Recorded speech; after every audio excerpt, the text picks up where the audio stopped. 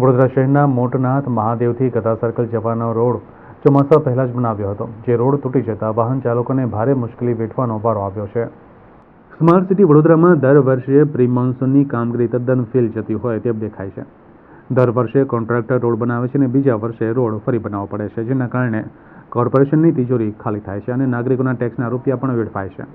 હવે કોન્ટ્રાક્ટર પર રોડની મર્યાદા 1 વર્ષ રહી હોય તેમ લાગી રહ્યું છે. જે રોડ બનાવવાનો કોન્ટ્રાક્ટ આપવામાં આવે છે ત્યારે મિનિમમ 3, 5 કે 10 વર્ષનો રોડની જિમ્મેદારીનો કોન્ટ્રાક્ટ કોન્ટ્રાક્ટરનો હોય છે, પરંતુ કોન્ટ્રાક્ટર અને અધિકારીની મિલીભગતના કારણે રોડ તૂટે છે ત્યારે જે તે વોર્ડમાંથી જ રોડની કામગીરી કરવામાં આવતી હોય છે, પરંતુ તેને વેઠવાનો વારો નાગરિકોને આવતો હોય છે. તેવી જ રીતે વડોદરા શહેરના મોટનાથ મહાદેવથી ગદા સર્કલ જવાના રોડ પર ચોમાસા પહેલાં બનાવેલો રોડ બેસી ગયો હતો. રોડ પર તિરાડો પડેલી દેખવા જોવા મળી હતી. દેખાય છે કે કોન્ટ્રાક્ટરે હલકી ગુણવત્તાની કામગીરી કરી હોય તેના પર પાલિકાના અધિકારીઓનું સુપરવિઝન કરવામાં નથી આવી રહ્યું તે પણ સ્પષ્ટ દેખાઈ રહ્યું છે.